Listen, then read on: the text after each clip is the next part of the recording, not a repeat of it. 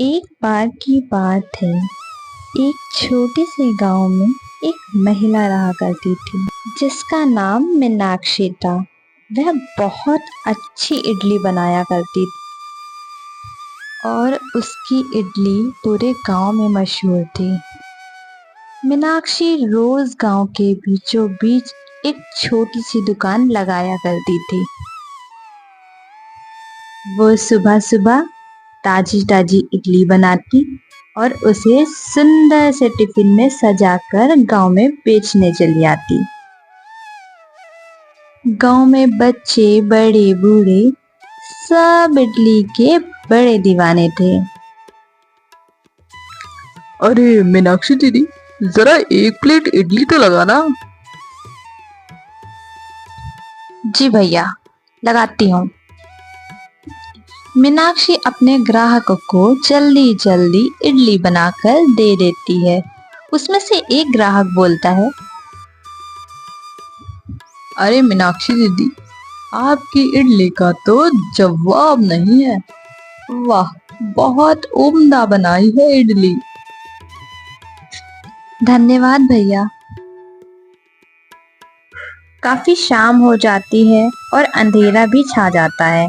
मीनाक्षी अपनी दुकान बंद करके अपने घर वापस चली जाती है।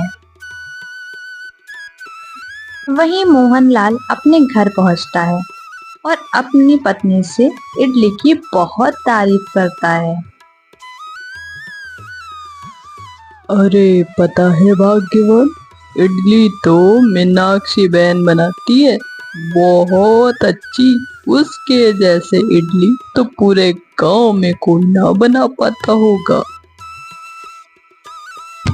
मोहनलाल की पत्नी उससे चिढ़ जाती है और उससे कहती है, अच्छा, तो अब मैं भी कल से इडली वड़ा की दुकान लगाऊंगी और देखती हूँ कौन खाने आता है इडली, उसके यहाँ कि मेरे यहाँ, देखती हूँ। सुमन अगले ही दिन गांव के बीचों बीच पहुंच जाती है जहाँ पे मीनाक्षी हमेशा दुकान लगाती है। उसने उसी जगह दुकान लगाई जहाँ पर मीनाक्षी लगाती है। थोड़ी देर बाद जब मीनाक्षी अपनी दुकान लगाने के लिए उस जगह पर आई तो उसने देखा कि वहां पर तो कोई और है। उसने जाकर उससे पूछा, बहन, आप कौन हैं? मैं तो यहाँ दुकान लगाती हूँ रोज इडली की। मैंने आपको पहले कभी यहाँ नहीं देखा। देखो देखो कैसे इतरा रही है। वो कुछ भी हो, यहाँ पे आज से मेरी दुकान लगेगी और सिर्फ मेरी। अपनी दुकान ले जा कहीं और। मीनाक्षी सुमन की ऐसी बात सुनकर बहुत उदास हो जाती है और वह वापस अपने घर की ओर निकल पड़ती है। अरे माँ, आप इतनी जल्दी घर आ गई? क्या हुआ? आज दुकान नहीं लगी? मीनाक्षी अपनी बेटी को वहाँ की सारी बातें समझाती है और बताती है कि आज के बाद वह दुकान नहीं लगाएगी। इतना सुन के उसकी बेटी रोने लगती है और कहती है, माँ, माँ, अब अब हम कैसे जिएंगे? अब क्या होगा हमारा? हम तो बहुत गरीब हैं। तुम परेशान मत हो बेटा, मैं और मेहनत करके घर से ही इडलियां बेचा करूंगी। तुम्हें परेशान मैं नहीं देख सकती बेटा।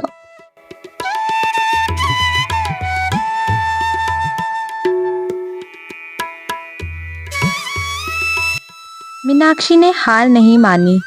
मीनाक्षी अपने घर में इडली बनाकर घर से ही बेचने लगी।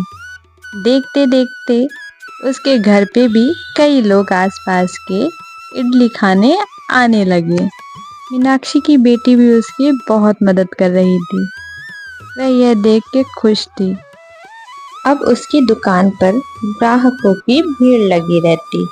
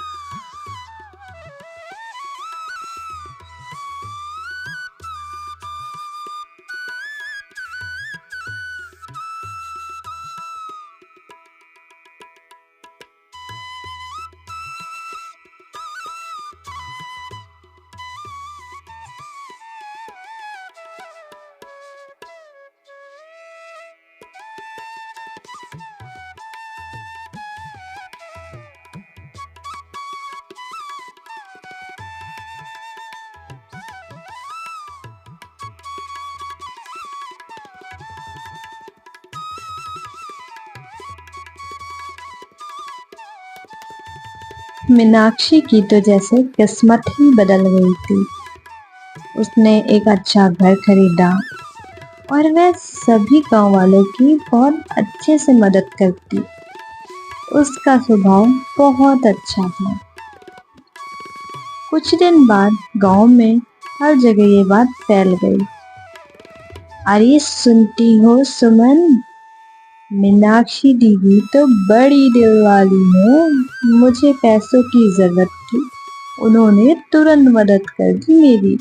मीनाक्षी की इतनी तारीफ सुनकर सुमन को मन ही मन गुस्सा आ रहा था। आखिरकार उसने इतने कम समय में इतनी पहचान बनाई तो बनाई कैसे। एक रात सुमन ने एक चोर को बुलाया। जी मालकिन जी, क्या काम है मुझसे? देखो, तुम्हें मेरा एक काम करना है। तुम्हें मीनाक्षी के घर जाकर चोरी करनी है। वहां पर जितने भी पैसे हों सारे पैसे चुरा लाना।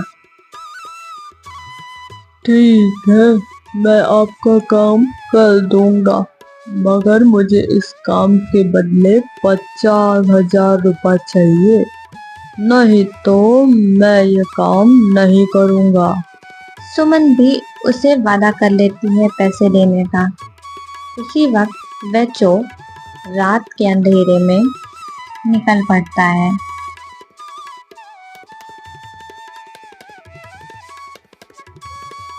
कुछ ही देर में वह मीनाक्षी के घर पहुंच जाता है। वह देखता है और सीधा घर के अंदर चला जाता है।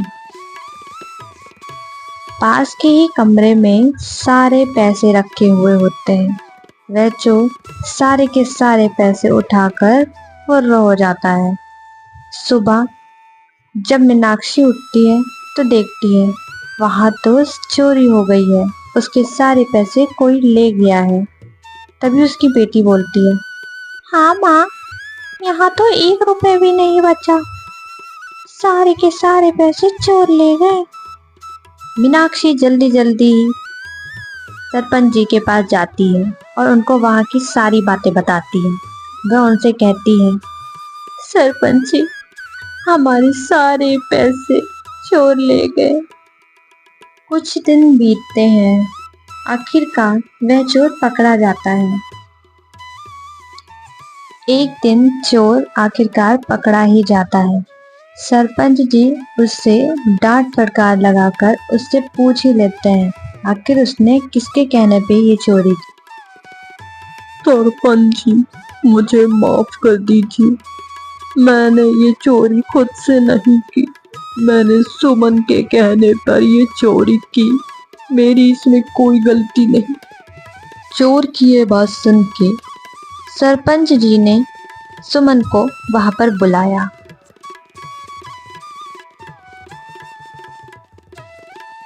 तभी सुमन आती है और सरपंच जी उससे पूछते हैं, अरे सुमन, क्या तुमने मीनाक्षी के घर में चोरी करवाई है? देखो, सच सच बताना। अरे सरपंच जी, मैं भला चोरी क्यों करवाऊंगी? मेरे पास पैसों की कमी है क्या? लगता है किसी दुष्ट इंसान ने मेरा नाम लगा दिया है सरपंच जी। मैं तो ऐसे बिल्कुल भी नहीं हूँ, चाहे आप किसी से भी पूछ लें। सरपंच जी को कुछ समझ नहीं आ रहा था। आखिर वह कैसे फैसला करें और सच का पता कैसे लगाएं। थोड़ी देर बाद सुमन का पति भी वहां पर आ पहुंचा। उसने सारी सच्चाई सरपंच जी के आगे रखी। सरपंच जी, मुझे माफ करिएगा, मेरी पत्नी ही चोर है। मेरी पत्नी मीनाक्षी से जलने लगी थी। उसकी सफलता पर उसे बहुत गुस्सा आता था, इसलिए उसने ये मिलके षड्यंत्र रचा और उसके घर से चोरी करवाई ताकि वह फिर से गरीब हो जाए। सुमन बहन, हमने तो कभी सपने में नहीं सोचा था कि आप हमसे इतना जलती हैं। आखिर हमने आपका क्या बिगाड़ा है? देखो सुमन, तुम्हें इसकी सजा तो जरूर मिलेगी। तुम्हें यह गांव छोड़कर जाना पड़ेगा हमेशा के लिए। मैं ऐसे लोगों को अपने गांव में नहीं रख सकता। जो एक दूसरे से जलन भावना रखते हों और एक दूसरे की तरक्की से जलते हों। हमारे अंदर ऐसा स्वभाव नहीं होना चाहिए। सरपंच जी, मैं अपनी पत्नी की तरफ से आपसे माफी मांगता हूँ। उससे आज के बाद ऐसी गलती नहीं होगी। हमें इस गांव से ना भगाएं, हमें यहीं रहने दें। हम आपसे माफी मांगते हैं और आप सभी गांव वालों से माफी मांगते हैं। हम दोनों को माफ कर दें। मीनाक्षी बहन, सरपंच जी, मुझे माफ कर दीजिए। मुझसे बहुत बड़ी भूल हो गई। मैं घमंड में चूर हो गई थी। मुझसे बहुत बड़ी गलती हो गई। मुझे हो सके तो माफ कर दीजिएगा। मीनाक्षी को सुमन के ऊपर तरस आ जाता है। वह उसे माफ कर देती है। सुमन बहन, मैं तुम्हें माफ करती हूँ, लेकिन हमें ऐसा नहीं करना चाहिए। इस बात का ध्यान रखिएगा। अगर मनुष्य ही मनुष्य का दुश्मन बन जाएगा तो हम जिएंगे कैसे?